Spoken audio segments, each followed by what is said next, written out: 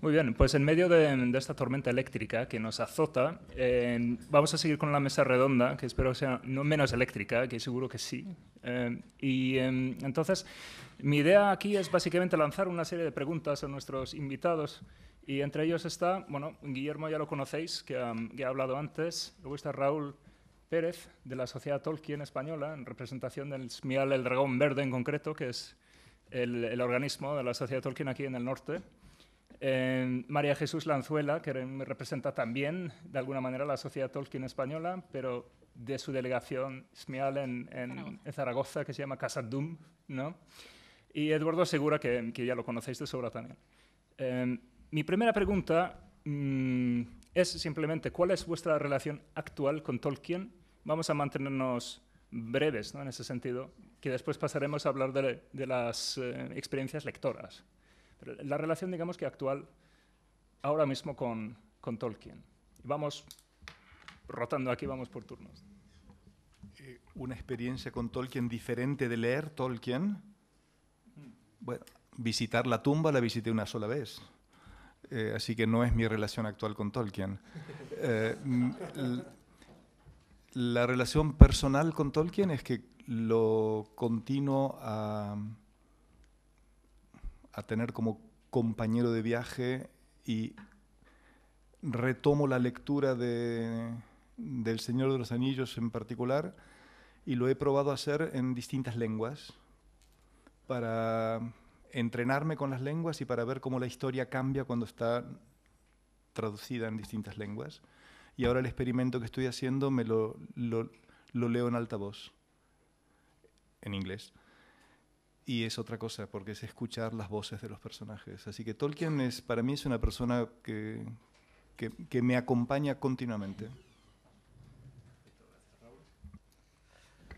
Bueno, un poco siguiendo, pues como dice Guillermo, pues tenemos a Tolkien un poco presente, los mismos de la sociedad. Tolkien pues lo tienes presente diariamente y muchas veces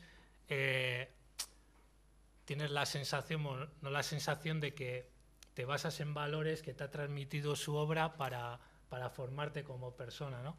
Y luego, como otra curiosidad, que es muy actual, en la empresa que trabajo nos propusieron una actividad que la llaman el well-being, para el bienestar de los trabajadores, que es muy de multinacional esto. Y pues yo hace ya unos años monté un club de lectura y el último libro que hemos leído, que fue un poco porque lo metí yo ahí, ha sido El Hobbit, y hace una semana estuvimos comentando sobre El Hobbit y bueno, estuvo muy divertido. Me decía, jo, ¿sabes mucho? Y digo, bueno, no sé tanto, aparento. Y bueno, actualmente esa es mi relación con... Sí, pues por mi parte, al ser miembro de la Sociedad Tolkien, desde ya creo que media vida mía, pues lo tenemos muy presente allí en Zaragoza. De hecho, estamos todo el año haciendo actividades, bien para el público, bien para el grupo internamente. Cariñosamente lo llamamos nuestro abuelo, porque yo, por ejemplo, no conocía a mis abuelos paternos, o sea, a mi abuelo paterno, a mi materno sí, y es como el abuelito que me faltaba, ¿no? Porque a través de sus historias, son como las historias que te cuenta tu abuelo con esa tradición oral maravillosa, y yo lo tengo muy presente en el día a día, la verdad. Sí. Vamos a tener que compartir. Acércate bien. Sí. Bueno, no es una pregunta fácil de responder para mí, porque han pasado 38 años casi desde que le puse los ojos encima a algo de Tolkien, aunque luego hablaré, me imagino, de eso. Para mí Tolkien se ha convertido... Vamos a ver, Tolkien a día de hoy en el mundo de la academia sigue siendo un proscrito. Sigue siendo alguien que despierta entre colegas de la universidad y del mundo de la academia una mirada displicente. Es decir, dicho de otra manera, a mí se me desprecia por dedicarme a Tolkien. Lo cual me da absolutamente lo mismo, ya ves. Peor para ellos. Pero hay algo de quijotesco en mi empeño de seguir defendiendo la maravilla. Mirad, os voy a poner un ejemplo y así termino antes. Yo hice mi oposición a profesor titular de universidad en noviembre había 3 catedráticos y 2 titulares en el tribunal. Y uno de los catedráticos dijo en su intervención, en un momento de la intervención, dijo, I am also a Tolkien fan. Y entonces, cuando me tocó el turno de palabra, le dije, es que yo no soy un fan de Tolkien. Nunca lo he sido. Pero en su formulación de que usted es un fan de Tolkien, está escrito en esas 4 palabras que usted no ha entendido qué significa Tolkien para el mundo de la academia, ni cuál es la novedad que Tolkien ha traído respecto del concepto de romanticismo, por ejemplo, o respecto de poner en tela de juicio el concepto de literatura fantástica. Haciendo amigos en la oposición. Pero estas cosas, a mí me parece que es necesario decirlas. Yo me he empeñado con armas y bagajes en esa batalla. Lo considero no una misión, ni muchísimo menos. Considero que es una cuestión de honestidad intelectual. O sea, hay algo de una belleza que yo contemplé en la obra de Tolkien, que no es mi escritor favorito, pero que me parecía que estaba menospreciada de una manera no merecida. Y que me parecía que yo tenía los instrumentos llevado de gente mucho más sabia, como mi director de tesis o como Martin, que me han ayudado a ir descubriendo modos de hacer ver que hay algo en Tolkien que es irrepetible, que no lo convierte en alguien mejor o peor que nadie en cuanto que escritor, pero que tiene en su obra resuenan una serie de constantes únicas, que no lo hacen out, que no lo hacen excluyente, sino et, que lo hacen alguien más que nos ha descubierto unos, digamos, detalles de la belleza con mayúscula, que son peculiares a él, ¿no? Entonces mi relación con él es la de Adalid, no sé, una especie de pequeña personita que hace lo que puede con sus menguantes fuerzas para que algo tan hermoso pues no quede desoído. Y que juega un poco en el alambre de no destrozar la obra explicándola, como dije al principio de mi intervención. Pues sí, muchas gracias. Yo creo que convendría recordar también aquí, digamos que la relación de cada uno aquí con Tolkien quizás sea diferente en cuanto a lo profesional. También Eduardo es un profesor de la Universidad de Granada. Y ha dedicado gran parte de su vida profesional a estudiar la obra de Tolkien, a escribir sobre la obra de Tolkien y encontrarse con estas reacciones tan adversas, ¿no? en el entorno profesional en el que trabajamos, ambos, ¿no? Él en Granada y yo aquí.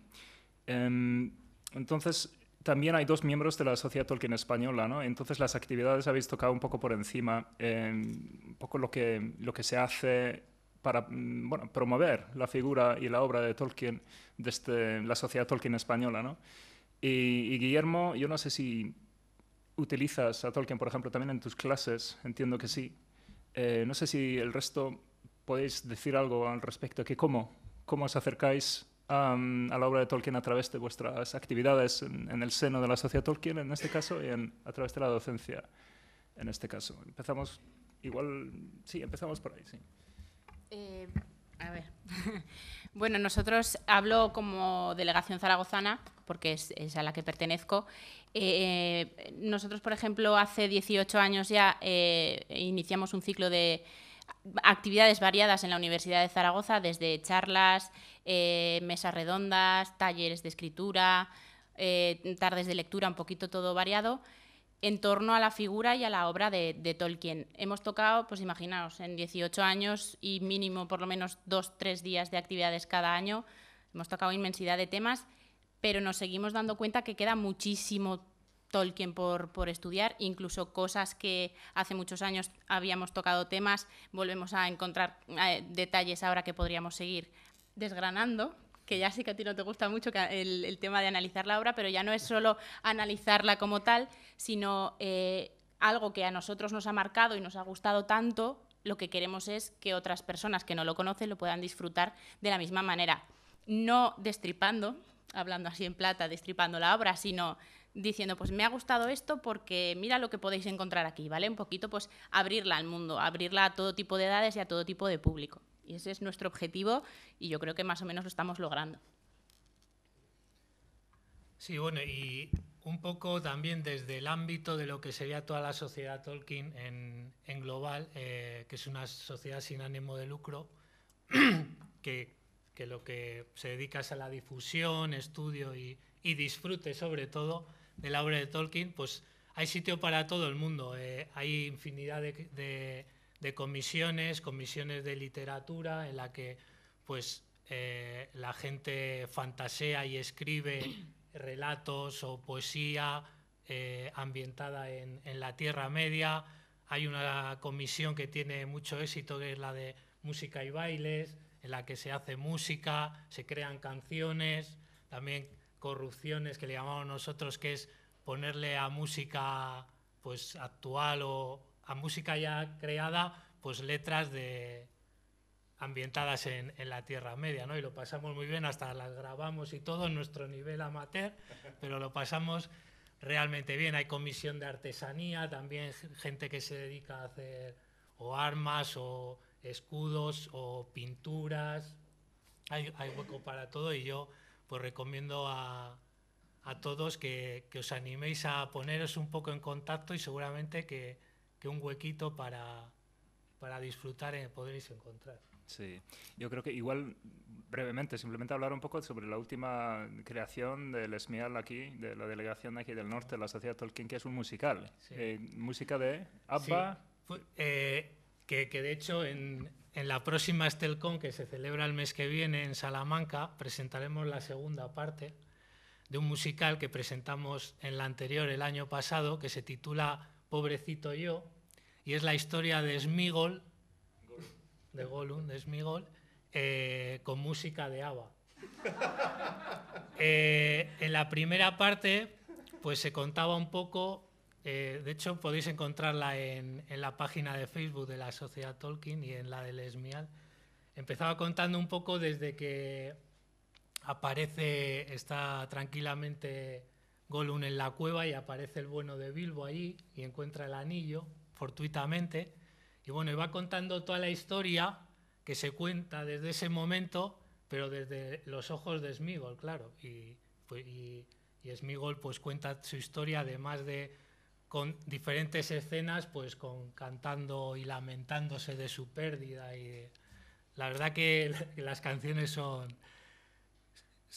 geniales. Y ahora la segunda parte, pues se ha titulado The Way to Mordor, porque la primera acababa cuando aparece la compañía en Moria, que es cuando un poco se vuelven a reencontrar Gollum con la compañía, y entonces pues la segunda parte va a arrancar de ahí y va a terminar en lo que es el final del Señor de los Anillos, y continuamos con canciones de ABBA, o algunas versiones nuevas. Hubo alguna que tuvo un éxito notable, como la del Super Soldado.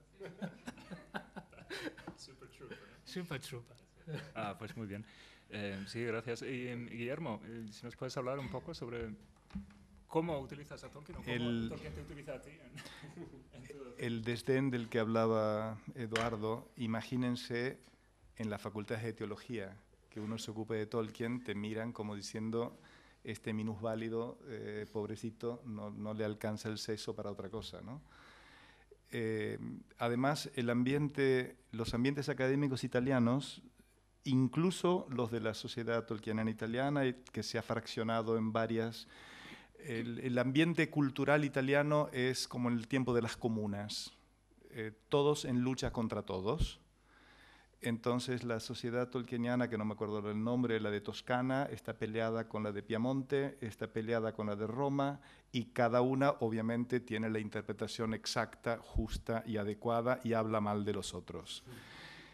Es un desperdicio de energía terrible. Otra cosa extrañísima que tienen, que eso lo descubrí porque vivo en Italia hace más de 30 años, hay una lectura muy ideologizada de Tolkien, desde la primera traducción, con una introducción de Ébola. Digamos, si uno lee Tolkien, es de derechas. Si uno lee Zaratustra, Hermann Hesse, es de izquierdas. Esto es dogmático desde hace medio siglo. Ridículo, pero bueno, es así. explicar de que a mí no me interesa ninguna de estas cosas ha sido complicadísimo, porque se presupone una serie de prelecturas, ¿no? que son de otra cosa. Igual que están los lectores a la Lewis de Tolkien, píos, ¿no? que transforman Tolkien en una especie de catecismo. Y yo estoy en la categoría de los impíos, ¿no? El otro día tuve un programa espantoso por Radio María, que también existe aquí, ¿no? Imagínense una entrevista con tolkienistas de distintos puntos de Italia. Una cosa seria, estaba bien hecha. Cuando me dijeron que era Radio María, ¡buah! Y el más iconoclasta fui yo. Esa era la cosa divertida, porque todos los otros le metían tanta agua bendita que me venía la náusea. Y yo no tengo el problema de Gollum con las hojas de Lorien, ¿eh? Pero es que esa manía de leer Tolkien como si fuera una obra de Lewis es absurda, absurda. Por lo tanto, al mismo tiempo hay cosas sanas en varias facultades y varias iniciativas culturales, además de las goliádricas, ¿no? Muy buenas, y uno empieza a proponer tipo cursos o seminarios, y ahí uno se da cuenta que simplemente es el goce de un clásico, ¿no? Pero obviamente uno sigue siempre siendo de serie C o D, ¿no? Porque no viene considerado seriamente. Por otra parte, la aplicabilidad, ¿no? Siguiendo su criterio, la riqueza, creo que enorme, donde confluyen tantas cosas, que puedes hacer un montón de bien a la gente sin ponerle peso sobre los hombros, ¿no? Desde ese punto de vista, yo me doy cuenta que hace bien sin que uno busque hacer bien, simplemente, porque la belleza y la bondad son difusivas de suyo, ¿no? Pero es un ambiente complicado, por eso me alegra tanto de que aquí es una cosa pacífica, porque allá siempre parece que uno está caminando sobre huevos, ¿no? Luego están los prejuicios, en los primeros encuentros, años atrás, llegar vestido así, donde era una adhesión neo-odínica, ¿no? Donde si uno no tenía tatuado Odín aquí, no podía participar en un encuentro, y estos se imaginaban de que yo iba a decir no sé qué cosa, y yo me ocupo de los textos, yo me ocupo como académico, no me interesa nada, no puedo ir en calzoncillos, así que seguía yendo con el hábito. Y bien, después uno se da cuenta que por el espesor de la cosa funciona, ¿no? Pero hay tanto, además de ignorancia crasa, hay tanto prejuicio. Italia es un ambiente muy complicado desde este punto de vista, y para la literatura en general. Por lo tanto, me alegra y me anima enormemente de que sea una cosa más normal. La única cosa buena de los encuentros tolkienianos de cualquier tipo es la parte gastronómica. Y como el Green Dragon, digamos, fundamental que haya una abundancia discreta de cerveza, porque si no... Mientras comes y bebes no puedes hablar. Sí. Bueno, el término aplicabilidad, cuando lo utiliza Guillermo aquí es que se refiere a un término que Tolkien utiliza para explicar lo que quería hacer con su literatura, que básicamente, a raíz de la publicación del Señor de los Anillos, hay una tendencia a interpretar su obra en clave alegórica. Es decir, que el anillo es la bomba atómica, los orcos, pues ese es el Tercer Reich, con Sauron en la cabeza, que es Hitler, ¿no? Entonces, Tolkien, en su prefacio a la segunda edición, en 1966, dice en este prefacio diciendo, pues mira, es que yo no he escrito esta historia, para nada, yo he escrito otra historia. Yo no me dedico a la alegoría, que desde que tengo uso de razón, desde que soy lo suficientemente avezado para detectar su presencia, pues me disgusta profundamente la alegoría. Yo lo que hago, o pretendo hacer, es dotar mi historia de aplicabilidad, de múltiples interpretaciones. Alegoría es una manera de llevar al lector de la mano hacia una interpretación muy concreta, cosa que hace C.S. Lewis en las Crónicas de Narnia, por ejemplo, ¿no? Una interpretación cristiana de la obra. Tolkien lo niega profundamente, entonces yo entiendo que has tenido que enfrentarte incluso a gente de tu mismo ámbito que han preferido leer a Tolkien en esta clave. claro. Esto es, no sé, es una trampa, es fácil caer en esa trampa, ¿no? Directamente. Bueno, quería plantear otra pregunta quizás más relacionada ya con las lecturas directamente. Entiendo que las lecturas que se han hecho de Tolkien, las primeras que hicisteis, no lo sé, pero os pregunto, ¿sería en la traducción al castellano? Y entonces, ¿por qué obra empezasteis y de qué manera os inspiró, os afectó? ¿Qué impacto tuvo en vosotros esta primera obra que leísteis? ¿Cuál fue y qué impacto? Igual, Eduardo. Bueno, yo leí El Señor de los Anillos, fue la primera que leí de Tolkien, en el verano de 1982. Yo tenía entonces 14 años.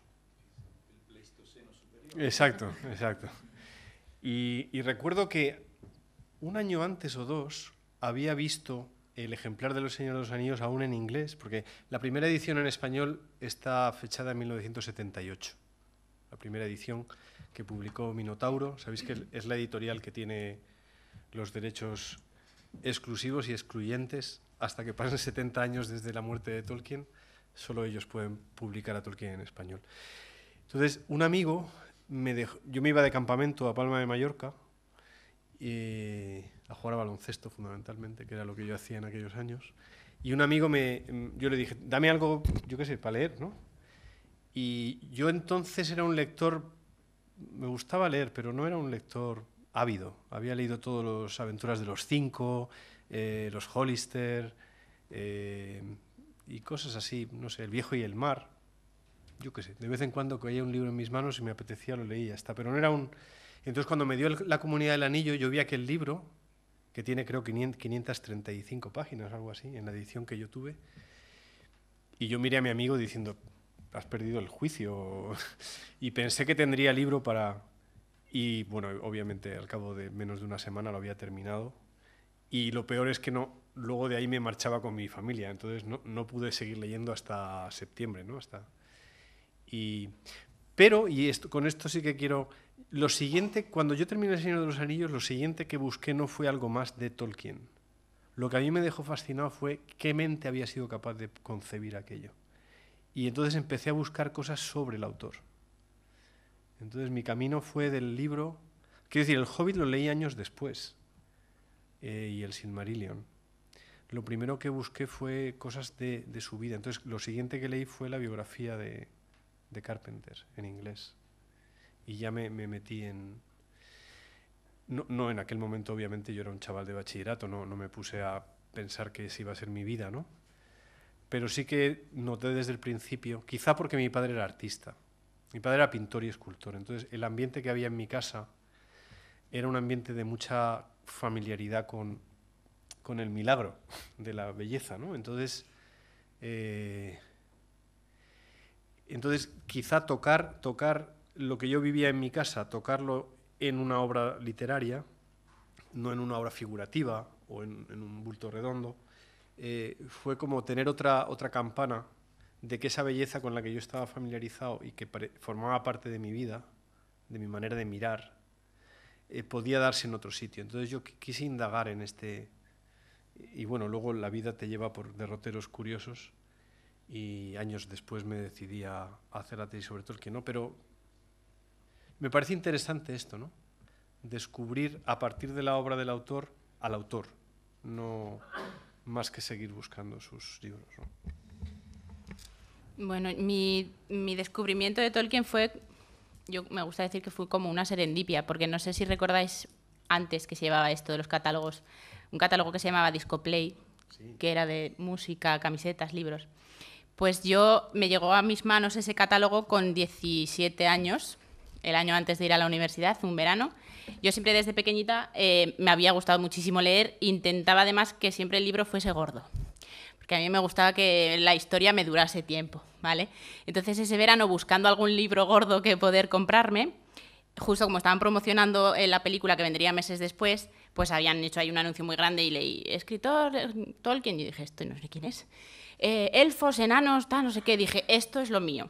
Entonces me pedí el libro, que menos mal estaba dividido en 3 partes, menos mal que me pedí las 3 partes, porque en la vida me había pasado a mí estar tan enganchadísima a un libro, pero hasta el punto de estar con el libro en la mesa, mis padres riñéndome porque no podía dejar de leer ni comiendo, o sea, con el libro escondido debajo. O sea, fue como...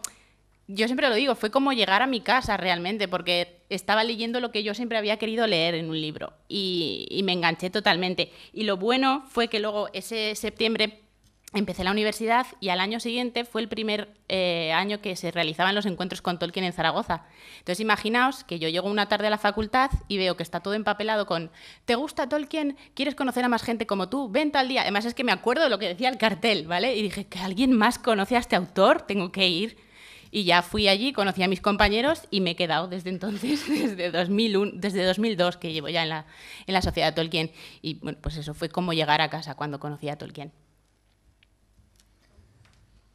Bueno, pues en mi caso fue en segundo de BUP.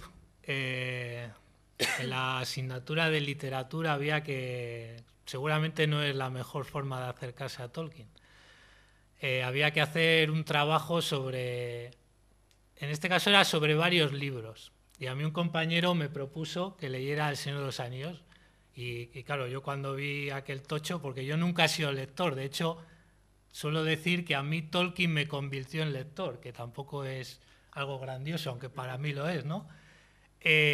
Porque yo no leía prácticamente nada. El único recuerdo que tengo de lectura infantil así apasionada es Vanya el Forzudo, de Barco de Vapor. Y entonces leía muy poco y claro, yo vi ahí las 1200 páginas y le digo a la profesora, esto vale como 2 o 3 libros, ¿no? Y bueno, y me lo convalidó.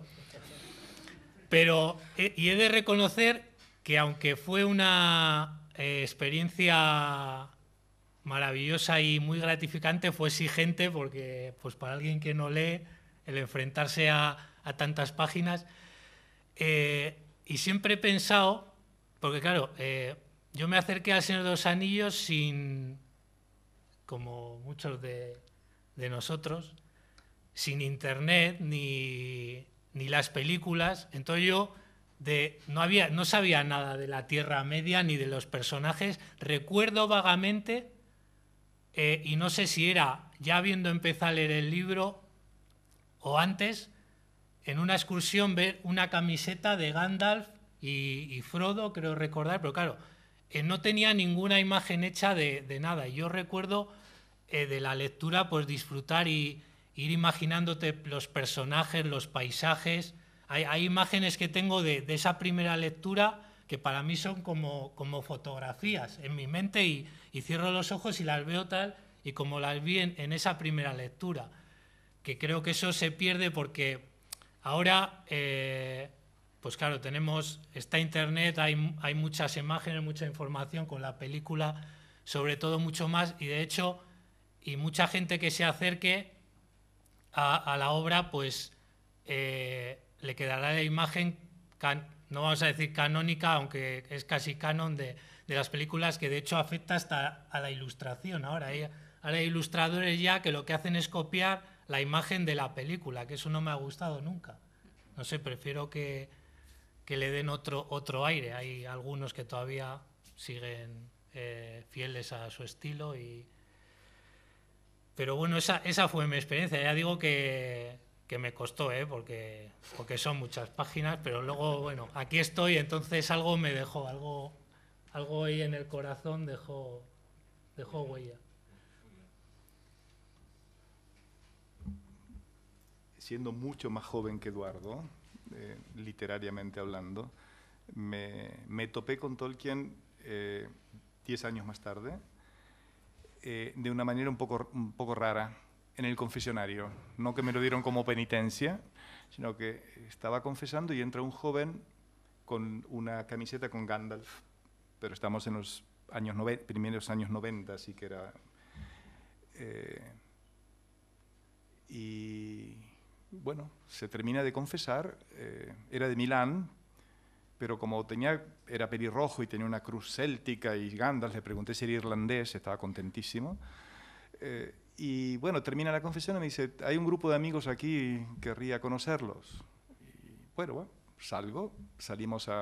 les muestro estábamos en Asís, que es la parte, parece Minas Tirith, ¿no? y me preguntan, ¿así que has reconocido Gandalf? ¿Ha leído El Señor de los Anillos? Digo, no. Y silencio.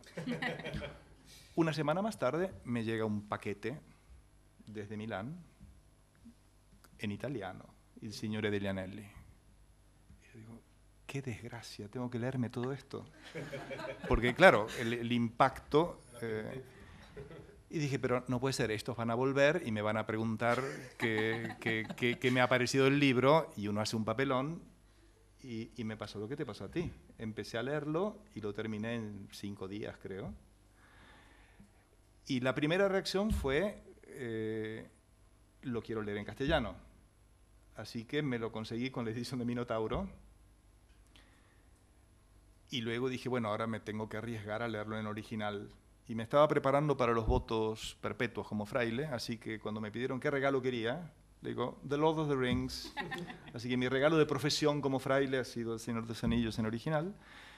Y el salto fue, yo quiero saber más sobre él, y me ingenié para encontrar la dirección de Priscila, y empecé la hija, ¿no?, de Tolkien, y empecé una relación epistolar con ella, que dura hasta ahora. Así que sí, culpa del confesionario, vamos. ¿Es buena la traducción al italiano? Tengo entendido que es buena traducción. Hay una demanda, hay otra pregunta de recambio. A ver, hay la traducción, han hecho ahora una segunda traducción que es simplemente retocada cosméticamente. No es mala, no es mala. Habían hecho una primera donde era terrible porque los orcos lo traducían con un diminutivo, orchetti, que no sé de dónde lo sacaron. Esa la corrigieron y es la que todavía sigue en circulación. Ahora han hecho una traducción nueva pero con retoques cosméticos. Faltaban incluso algunas líneas. Por ejemplo, cuando Éomer tira la espada en las batallas de Pelennor, ¿no?, y toda la descripción, no está. Se ve que el que traducía saltó esa parte. Y cuando empecé a fijarme en los defectos, dije, mejor no los miro más y listo. Ahora no tolero la traducción italiana porque la tengo que usar para las clases, pero no es terrible. Pero la española la castellana me parece mejor. Mejorable.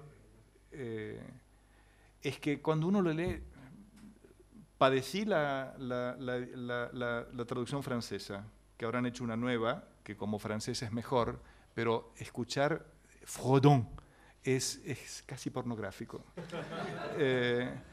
Y la traducción alemana no está mal, sobre todo para los nombres de los orcos, porque por el acento está perfecto para eso. Y los rusos han hecho ya 10 traducciones, y siempre la están mejorando, porque son obsesivos compulsivos. En fin, pero en cada traducción parece un libro diferente. Y hasta te da la impresión de que la historia va a cambiar.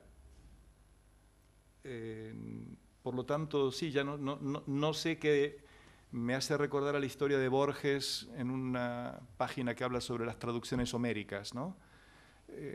Que analiza 10 traducciones de una frase de la Ilíada y dice que son 10 textos diferentes, ¿no? Pues con Tolkien la misma experiencia. Son libros diferentes. No lo leáis en francés, por favor. De este lado de los Pirineos todo funciona mejor. Sí, muy bien. No sé, brevemente, en mi caso, mi acercamiento a Tolkien la primera vez fue de la manera más ligera y enrevesada posible.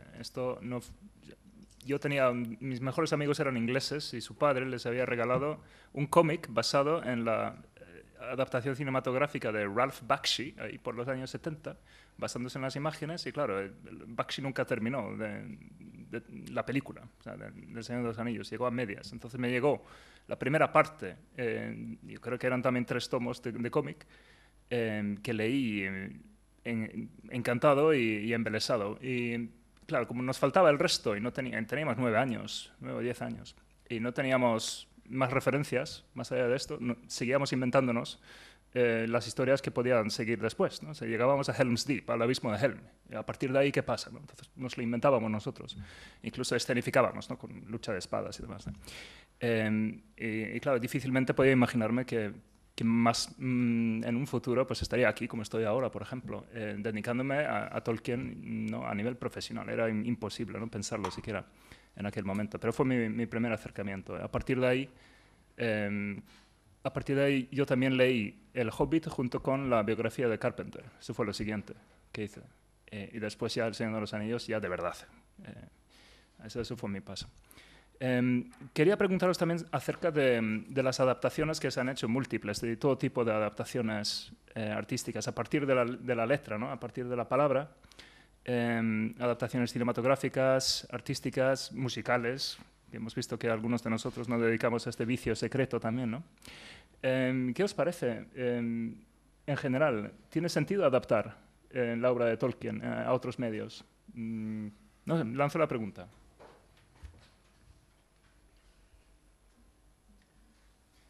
Venga, rompe el hielo. Bueno, yo soy muy... A ver... A mí las películas de Peter Jackson no me gustan. Lo cual no quiere decir que no tengan momentos excepcionales. Porque creo que las enmiendas a la totalidad, habitualmente, con excepciones, bueno, pues son erradas si parten de una especie de... no sé, de una visión según la cual tu versión sería la verdadera. Es la única opción alternativa, ¿no? Entonces, creo que el problema de una adaptación cinematográfica, al menos, es decir, como fuente de arte pictórico, me parece que El Señor de los Anillos o el mundo de Tolkien es la cantera para creaciones maravillosas, porque Tolkien creó una mitología. Y cuando tú generas una mitología, generas el contexto cultural en el que esa mitología puede adquirir diferentes matices. Eso ha hecho posible a Alan Lee, a John Howe, a Ted Nesmith, a tantos otros, ¿no? A escultores, a arquitectos. O sea, yo conozco un arquitecto en Valencia que ha diseñado una casa como un agujero hobbit. De hecho, él no conocía nada de Tolkien y cuando vio una primera película dijo, es que esta es la manera más inteligente de vivir. Yo vivo en Granada, no soy de Granada, pero a 45 kilómetros de donde yo vivo, en Guadix, hay gente que vive dentro de las cuevas. En el Sacromonte, a las afueras de Granada, al lado de la Alhambra, hay gente, hay cuevas donde la gente vive, ¿no? Son lugares muy cálidos en invierno y muy frescos en verano. Entonces, el modo de vivir para un arquitecto que ve eso dice, es que esto da lugar a una visión que luego puede ser convertirse en un proyecto, ¿no? ¿Qué ocurre con el arte cinematográfico? Para mí el arte cinematográfico es peculiar como arte porque es un arte narrativo, pero no puede contar las cosas de la misma manera. Fijaos en un hecho muy concreto. Cuando empezábamos a trabajar en la adaptación del guión, yo pregunté por el reparto, el casting, ¿no? Entonces, claro, te dicen, Galadriel va a ser Kate Blanchett, Aragorn va a ser Stuart Townsend, no iba a ser Viggo Mortensen inicialmente. Y te van diciendo quién va a ser cada personaje. Claro, eso delimita la imaginación. Lo que decía antes Raúl, cuando tú has visto la película y luego lees el libro, es difícil quitarte a alguien tan señero como Ian McKellen de la mente pensando en un personaje tan importante y tan clave como es Gandalf, ¿no? Yo personalmente tenía como mi Aragorn a Liam Neeson, porque no es un tío a priori guapo según los cánones de la estética de Hollywood, pero es un tipo que anda a trancos. Si habéis visto andar a Liam Neeson anda a zancadas, que eso significa strider, el que camina dando grandes pasos, ¿no? Es muy alto. Viggo Mortensen es más bien chaparrete. Luego ha hecho un papel maravilloso.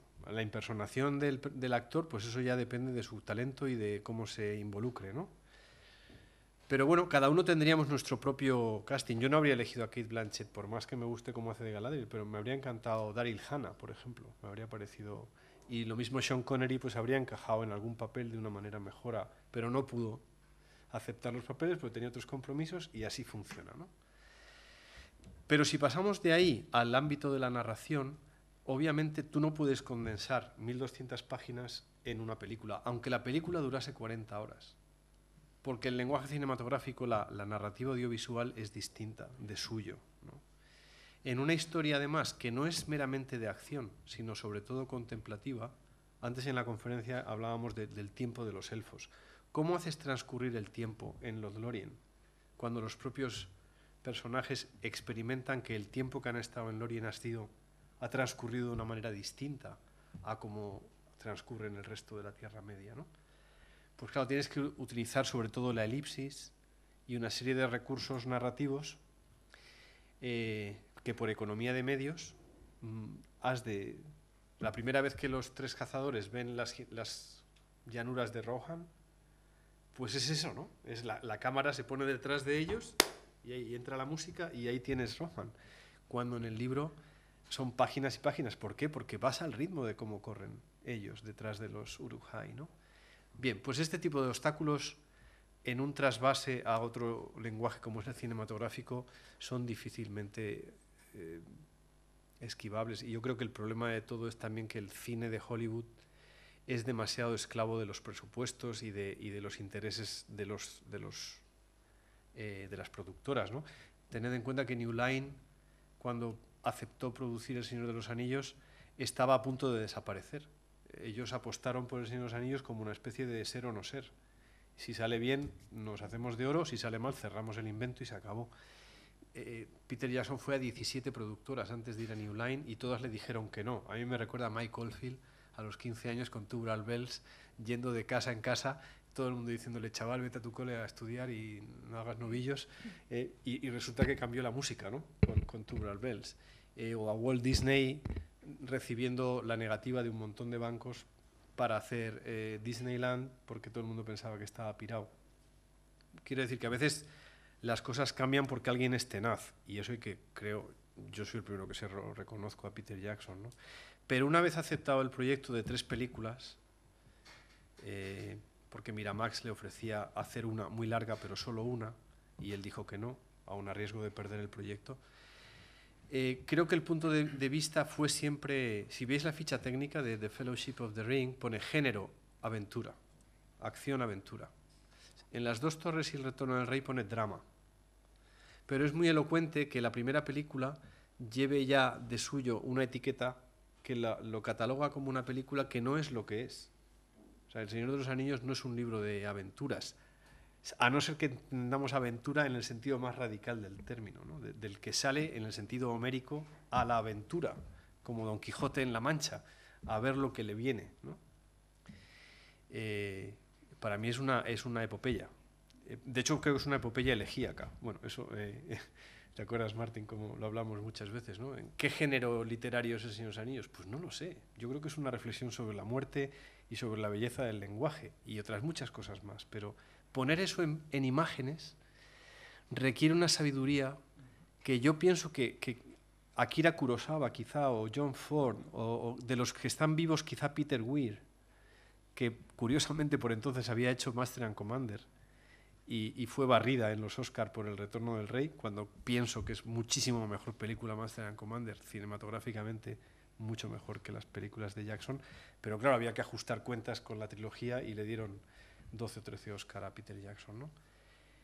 Creo que el ritmo, el temple que te exige como director poner en escena una película como esa no es solo medios audiovisuales. O sea, el problema es la servidumbre que Hollywood rinde a los efectos especiales, que son el reverso tenebroso. Mirad lo que le ha pasado a George Lucas. George Lucas, de la parte artesanal de la primera trilogía, los episodios 4, 5 y 6, luego ves los episodios 1, 2 y 3, en los que casi todo es digital, y sin embargo la historia no tiene ninguna fuerza, empezando por Jar Jar Binks. O sea, tú ves la película de esto y dices, ¿en serio que la fuerza era esto? Pues vaya chorrada, ¿no? Siempre o hay una buena historia detrás o no lo puedes revestir por mucho que tengas un ordenador potentísimo, ¿no? Entonces, no sé, ¿te acuerdas cuando editamos el libro sobre las películas? Yo escribí un libro, bueno, lo edité y escribí un capítulo de los 6 que el libro tenía, sobre El Señor de los Anillos. Se titula El Señor de los Anillos del libro a la pantalla, por si alguno estéis interesado en temas audiovisuales. Yo escribí el capítulo inicial, que era sobre el libro, y añadí 2 o 3 apéndices más breves sobre opiniones mías que me enfrentaron con los otros 5 autores. O sea, el libro lo abres y está lleno de crispación. Porque los otros eran gente del mundo audiovisual, para quienes El Señor de los Anillos, hecho por Peter Jackson, era una cumbre en la historia de la cinematografía. Y yo decía, ¿en serio? ¿En serio pensáis que esto es insuperable?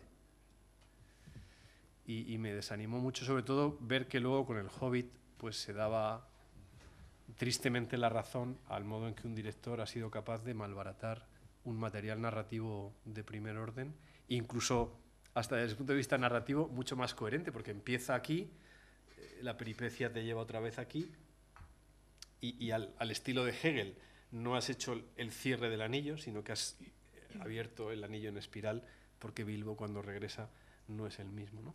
Entonces, creo que hay un sentido de superioridad muy vacuo en Hollywood que les lleva, bueno, la factoría Marvel es un ejemplo de eso. Por eso me gustó tanto la película Logan, porque creo que se salieron de esta corriente única de pensamiento respecto de los superhéroes, introduciendo precisamente el tema de la muerte y de la... ¿Habéis visto Logan? De la decrepitud del superhéroe, ¿no? O sea, ¿qué hace el superhéroe cuando se enfrenta a su propia vejez, ¿no? A su propia... Estas historias crepusculares creo que son muy interesantes. Entonces, si la ves, es la película que menos efectos especiales tiene. Sin embargo, es la historia, desde mi punto de vista, en la que lo antropológico te está continuamente convocando, te está sometiendo a un desafío como espectador y por tanto es quizá más permanente. A mí la película de Ralph Bakshi me gusta más que las películas de Peter Jackson.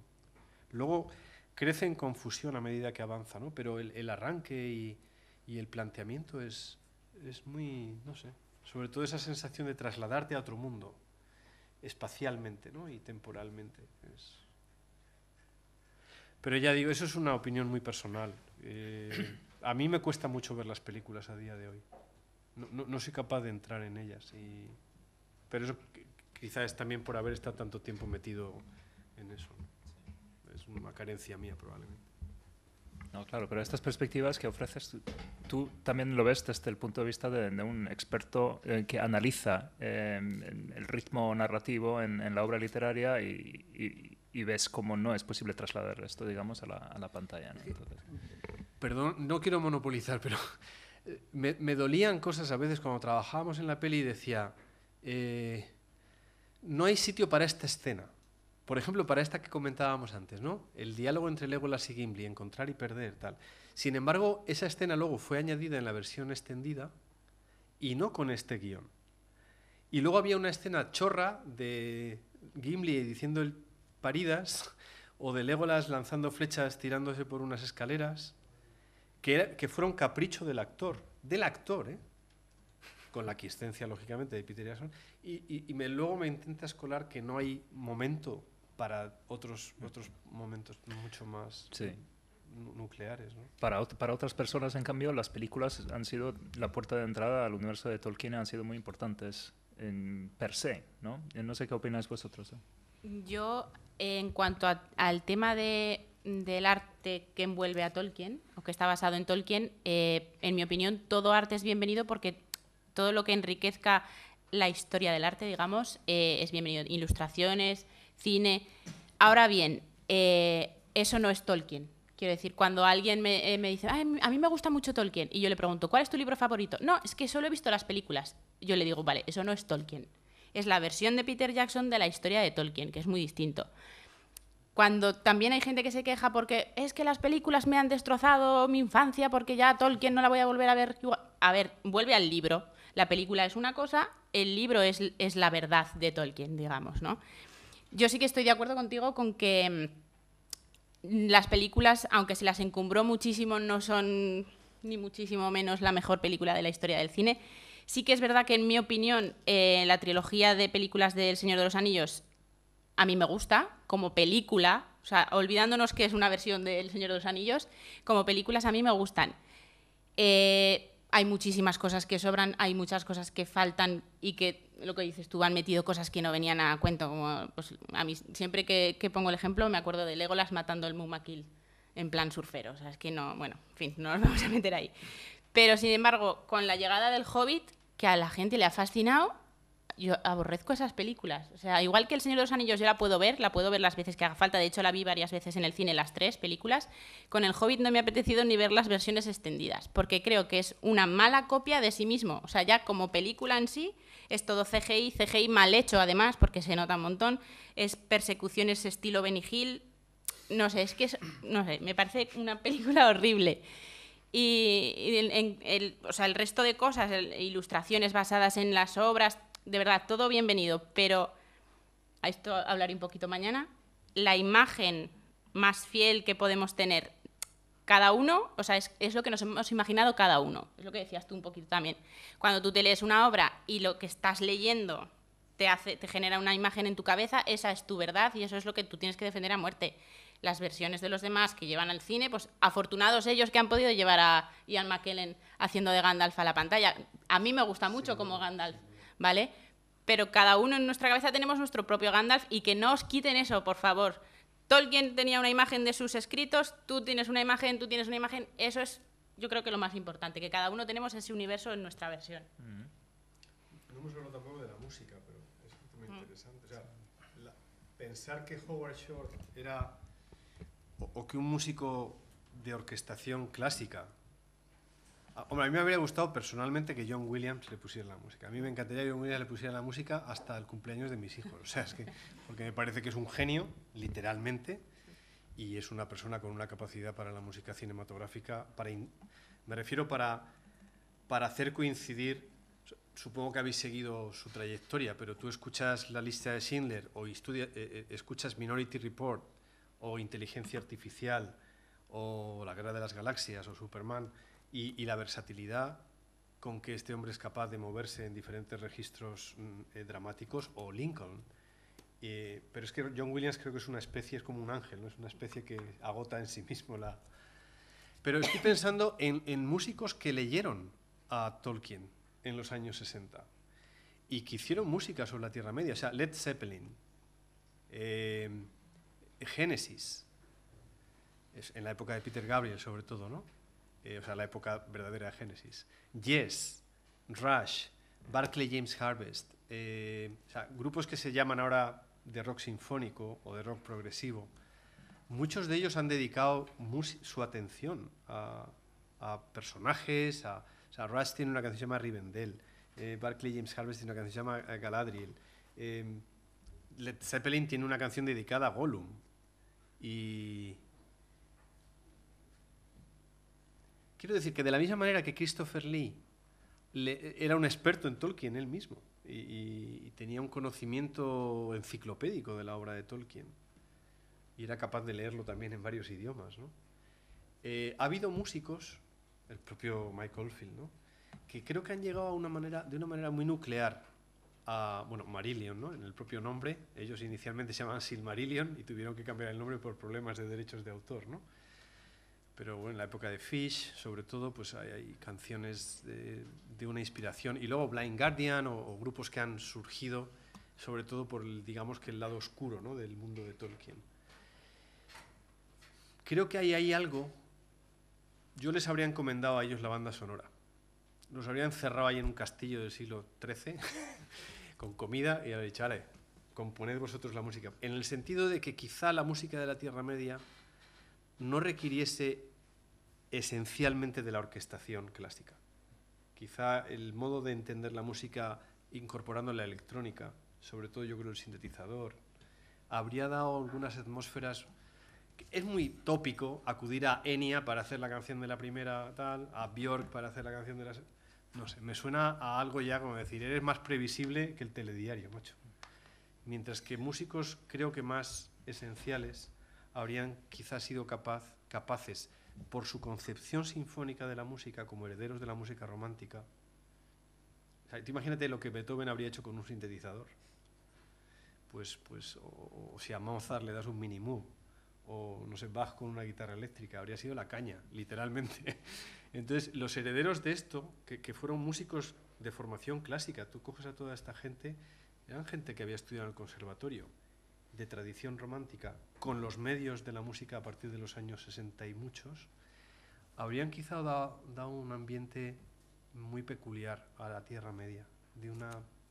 no psicodélico, aunque no habría estado mal algo de King Crimson en la Tierra Media, ¿no? Pero entendéis a lo que voy, que quizá Hollywood también es muy tópico a ese respecto. Dicen, vamos a hacer una película, pues tú te encargas de los vestidos, tú te encargas de tal, y tú te encargas de la música. ¿Quién? Howard Shore, que ya pues viene con una trayectoria, o John Barry, pues que no son, jorín, son unos músicos de cine estupendos. Pero es que la Tierra Media tiene otro lenguaje, también en el ámbito musical, creo.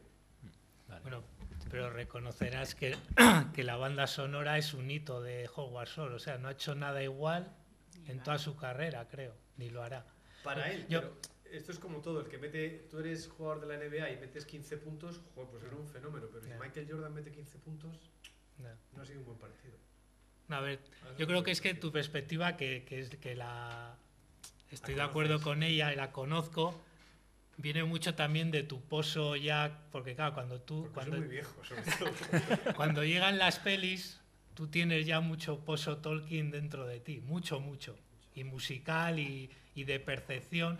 Lógicamente cada uno tenemos nuestro Señor de los Anillos dentro hecho película, y a uno le habría gustado que este fuera que hubiera puesto la música aquel otro, pero bueno, fue lo que fue. Yo a Peter Jackson y a todo el grupo le agradezco, como creo que muchos lo haremos, que se embarcase en esa obra titánica, porque de hecho yo soy de los que veo los extras, o por lo menos en El Señor de los Anillos lo he hecho, y cometieron errores muchos, pero no se puede decir que no se dejaron mucha parte de vida ahí, ¿no? Pero, o sea, tú ves o igual lo están vendiendo así, pero te da la sensación que no, que había mucha gente metiendo horas, pero no solo metiendo horas y con cariño y con pasión y con dedicación.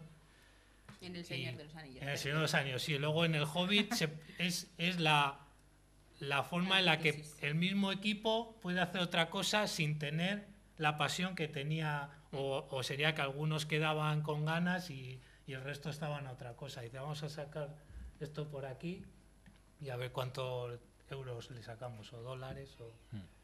Bien, pues vamos a escuchar también la perspectiva de Guillermo, si quieres añadir algo sobre las adaptaciones, antes de pasar la palabra al público. Globalmente condivido cuanto ha dicho Eduardo. Kurosawa pienso que hubiese hecho una selección, porque a mí lo que me interesaría más es decir que quiere decir que es posible, como hacer transposiciones pictóricas, o además de los límites evidentes de lo que han hecho, pero lo que interesaba es, se puede hacer, se ha hecho parcialmente, se ha hecho bastante pobremente en algunos aspectos, pero se puede hacer y valdría la pena hacerlo y continuar a probar de hacerlo, ¿no? Pero de todas formas, cualquier traducción a otro género es ya una transformación enorme, ¿no? Aunque fuera escultura, aunque sea pintura, aunque sea cualquier cosa, porque siempre una transformación. Pero bueno, está bien, porque funcionará como levadura, ¿no? Y tanto ahora tendremos toda la serie del Silmarillion delante de los ojos, así que veremos lo que pasa. Lo que hace Amazon, ¿no? En la serie de... A mí lo que me digo, si hay genialidad, bastaría haber seleccionado mucho más. Kurosawa lo habría hecho, ¿no? Seleccionar perspectiva, o Tarkovsky, ¿no? Seleccionar partes, ¿no? Hacer una...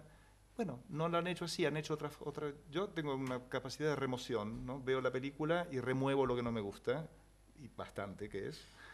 Lo remuevo y me quedo con los hobbits, me quedo con los paisajes, me quedo con las partes que me gustan. Las otras las he realmente removido. Con el hobbit no lo he podido hacer, porque no lo soporto. De hecho, con el hobbit hicieron un aficionado hizo una edición de creo que de 4 horas, ¿no?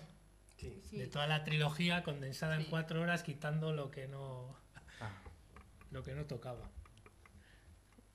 Sí, además enamorarse de un enano, pero bueno. Es que era guapo. Bien, me gustaría...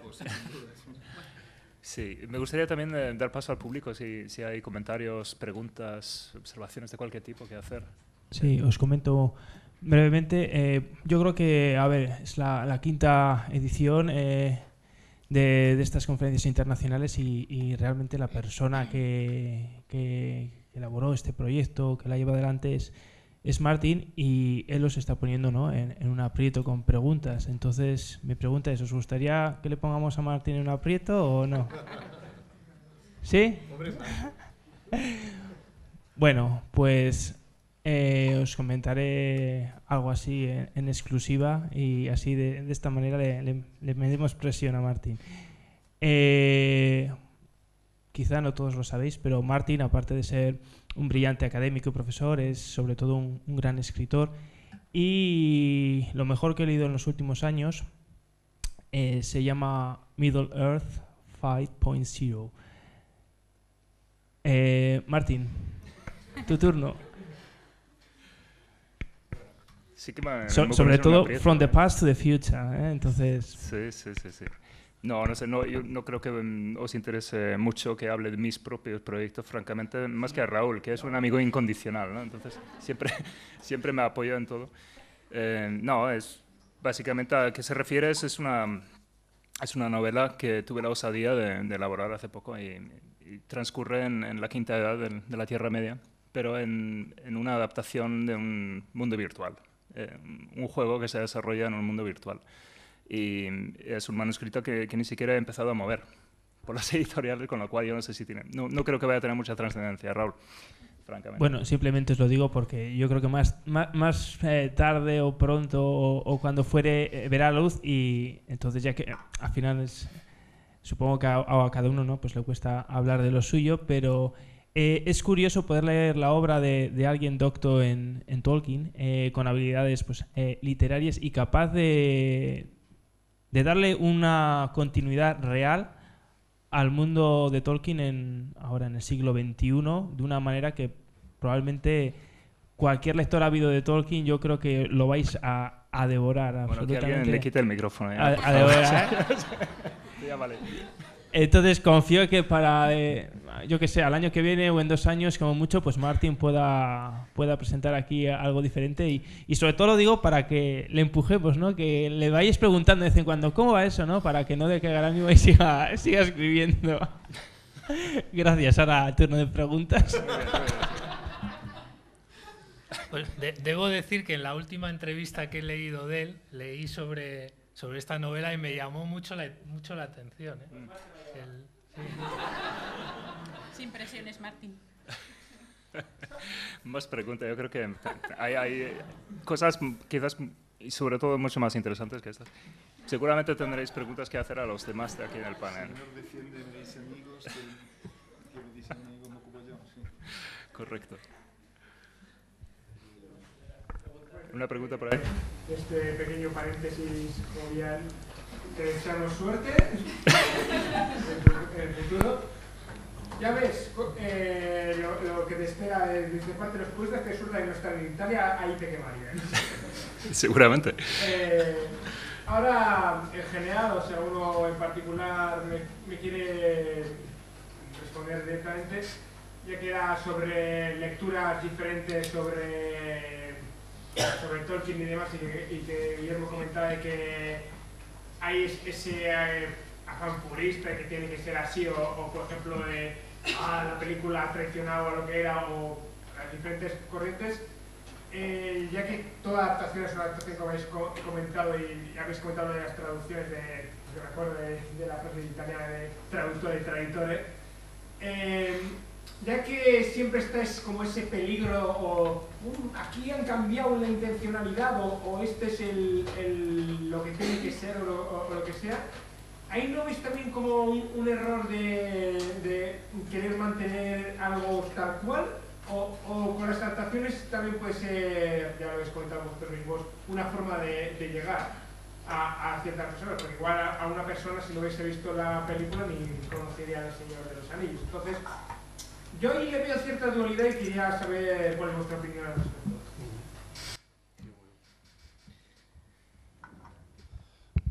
Mira, es muy interesante lo que cuentas, porque el propio Tolkien, de algunas obras escritas por él, sobre todo algunos fragmentos de lo que hoy conocemos como el Silmarillion, llegó a escribir versiones distintas. O sea, de historias que hoy, ahora luego vamos a hablar de la caída de Gondolin, por ejemplo, o de Beren y Lúthien, o de Túrin Turambar.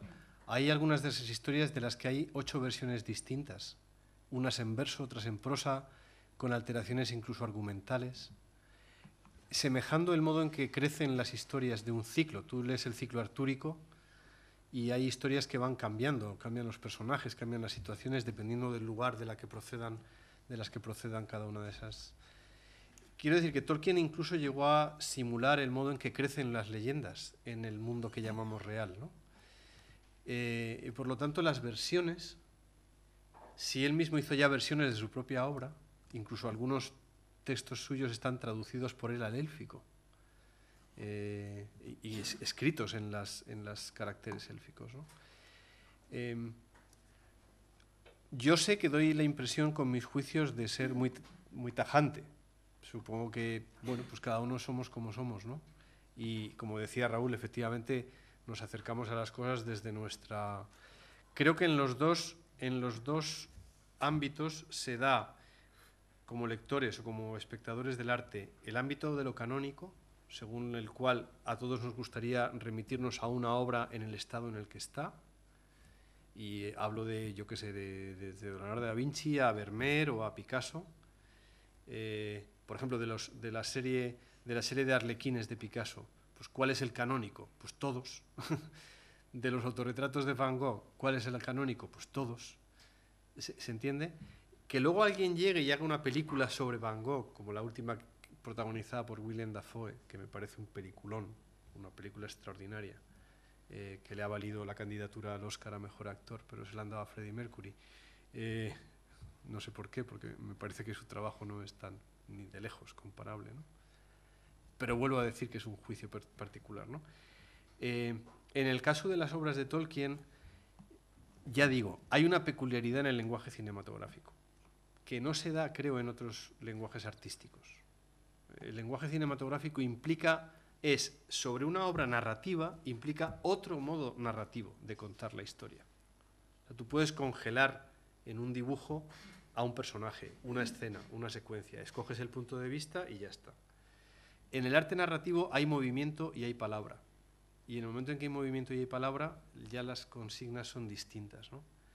Entonces, Tolkien en su ensayo sobre los cuentos de hadas es muy crítico con el teatro, como forma de explicitación de la fantasía.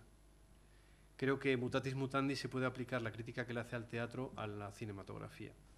Y en ese sentido, aunque Tolkien tiene sus limitaciones porque era un ser humano, al fin y al cabo, y a él no le gustaba el cine, probablemente era un arte que no entendía, a mí me parece un arte sublime, pero cuando se trata de llevar esa obra a la pantalla, las convenciones del lenguaje cinematográfico muestran unas carencias enormes. Como decía Guillermo, ¿lo hacen imposible? No, pero lo convierten en un reto enorme. Es como subir el Everest a pata coja. Pues, ¿es imposible? No, pero tendrías que ser un fenómeno para conseguir esa hazaña, ¿no? Y creo que a día de hoy el cine comercial, el cine que puede afrontar un reto como ese en términos económicos, no artísticos sino económicos, es un cine convencional. O sea, tú puedes ver las películas de acción desde Blade Runner y Terminator, o sea, en el 78-80 hasta la actualidad, y el cine de acción se acomoda a unos modos de hacer y no te puedes salir de ahí. Si te sales de ahí, estás corriendo el riesgo de no ser aceptado. Y creo que ese es un error, porque creo que los espectadores tenemos más de lo que parece a la hora de ir a recibir ese mensaje artístico, ¿no? Entonces, yo he echado de menos eso, ¿no? El que las versiones que se pudieran haber hecho cinematográficas, y creo que a ese respecto estoy muy esperanzado del formato en serie, porque la serie que está tomándole la serie de televisión creo que es el nuevo cine de nuestro tiempo. Y la serie de televisión, al secuenciar en menos tiempo y condensar, por tanto, lo que se va a contar, si se hace bien, y si no, en el caso de Tolkien, si no son herederos o esclavos de la puesta en escena de Juego de Tronos o de Vikingos, que es lo que me temo, pero si no es así, y saben dar con una tecla estética, en el sentido del griego, de la istísoma y de la percepción de la realidad, de darle una vuelta de tuerca a la estética de la Tierra Media y conseguir secuenciar el argumento de una manera adecuada, puede ser un hito. Y estético, me refiero, artístico, convertir la Tierra Media en algo digno de visitar. Si no, quedará como parque temático, como le ha pasado a Star Wars en Disneylandia de París, ¿no? Que es una parte más del imperio Disney que ha comprado todo. Dentro de poco comprará, no sé, el planeta, luego comprará la galaxia. Pero como punto de vista, el formato de en serie creo que puede ser algo muy, no sé, muy adecuado. Eduardo, podría ser el caso de Sherlock, la serie Sherlock, ¿no? Adaptado con un modo muy creativo las historias originales, pero a su modo muy fiel. Claro, claro. Ahí está el debate, yo creo que perenne, entre la adaptación al espíritu o a la letra. Claro. El problema de adaptar el espíritu de Tolkien es que, más difícil, de entrada, abre las puertas al anacronismo, porque cómo entras en un mundo ya concebido por Tolkien, según sus propias palabras, 10.000 años antes de nuestra época. Es decir, si nuestra época se remonta a 6.000-7.000 años antes de Cristo, los primeros vestigios que tenemos de civilizaciones sumerias, egipcias, datan de esa época. Si te vas un poco más atrás, que es donde Tolkien situaría en la zona noroccidental de Europa sus historias, en el ámbito crónico, atemporal, pero por ponerlo cronológicamente en algo análogo a nuestro modo de contar los años, ¿cómo haces que eso no suene? Por eso digo lo de Juego de Tronos y Vikingos, porque son series a la que el inconsciente colectivo tilda de series medievales. Claro, el medievo occidental dura desde la caída de Roma, por poner una fecha, desde 476, en Inglaterra desde 410, hasta el siglo XIV. Pero ya el propio siglo XIV es un siglo decadente, en el sentido que explica Huizinga en el otoño de la Edad Media, ¿no? O sea, ¿qué es Edad Media? Pues son 1000 años, y en 1000 años pasan muchísimas cosas. Entonces, ascribir eso a una forma gráfica, a una forma visual concreta, siempre es un riesgo. Si consiguen esquivar esto, y creo que se puede esquivar, y no convertirlo en una historia de capa y espada, pero claro, eso es un desafío mayor. El mundo de Harry Potter, por ejemplo, tenía una unidad estética preciosa, y creo que en las películas han dado en la clave, ¿no? Es conseguir desde la primera adaptación dirigida por Chris Columbus, el discípulo de Spielberg, ¿no?, a la oscuridad de las últimas 3 o 4, ¿no? Bueno, la propia del Prisionero de Azkaban ya está en otro ámbito, ¿no? Y para quien ha leído el libro, creo que el salto estético es menor al ver las películas, ¿no? La serie de Sherlock me parece que permitía esa traslación, porque el espíritu de Sherlock Holmes es más trasladable prescindiendo del Londres de finales del XIX. En el caso de Tolkien es más difícil, sobre todo porque creo que los estudios buscan rentabilidad, buscan una rentabilidad en términos económicos. Amazon ahora está haciendo números, lógicamente, y ellos dicen, ¿qué nos sale más rentable? Apostar por una fórmula que sabemos que va a rendir rédito, o sea, por ella. Es como Stranger Things, perdona que sea tan pesado, pero han recreado los 80. O sea, cualquiera que haya visto Poltergeist, Stand By Me, los Goonies, pues va a Stranger Things, y los que vivimos nuestra adolescencia en los 80 no te digo nada. Yo fue poner la serie y ya estaba enganchado.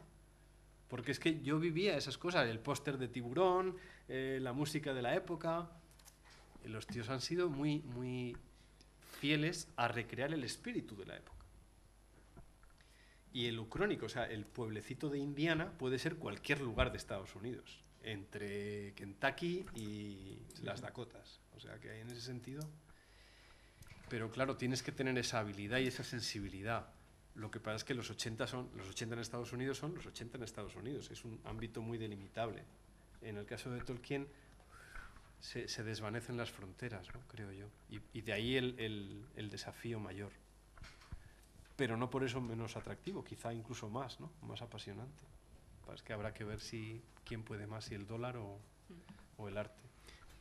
Es un mal maridaje. Seguramente el dólar, porque a mí de la serie me da un poco de miedo el que las series actuales se basan en dejarte colgado para el siguiente capítulo, básicamente, y en saber qué va a pasar en los siguientes y si este es hijo de no sé quién y el otro. Incluso pasa en Star Wars también, que están todos los debates de ¿y Rey va a ser un Skywalker o no? ¿De quién? Entonces me da miedo eso, porque el tempo narrativo de Tolkien no es el de una serie. Vamos, igual si hacen muchos giros por aquí y por allá, aunque también es verdad que por lo que se oye la primera temporada va a estar ambientada en la Segunda Edad, parece ser. En la Forja de los Anillos, ¿no? En toda esa época. Y bueno, pues no sé, ahí igual tienen más libertad de movimiento y a ver qué inventan para... Pero a mí lo que más me preocupa es eso, que cada capítulo, muchas veces las series, cada capítulo te tiene que dejar esperando el siguiente. No sé si eso casa... Bueno, lo que pasa es que si lees El Señor de los Anillos, que son los deberes de este congreso para todos los que estáis aquí, que solo habéis visto a Peter Jackson, no, muchos capítulos acaban así. Sí. O sea, tú acabas el capítulo y supongo que nuestra experiencia, ¿verdad?, de leerlo hasta debajo de la...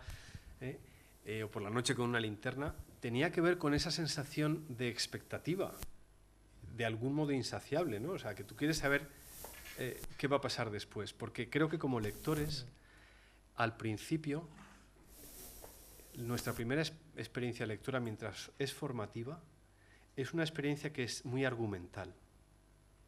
Quiero decir, no conozco mucha gente que en el proceso de aprender a leer sea especulativo o que busque una hermenéutica de lo que está leyendo. Al principio tú lo que quieres es saber what's next, ¿no? ¿Qué va a pasar después? La siguiente página. Entonces, el final del capítulo no es más que el aliciente para seguir leyendo, ¿no?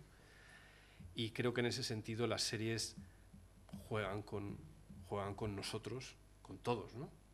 Bueno, dejarte en un punto álgido, que también es de algún modo algo lógico, ¿no? Que la finalidad de eso sea engancharte para hacerte socio de Netflix, pues eso ya es otra finalidad lucrativa, ¿no?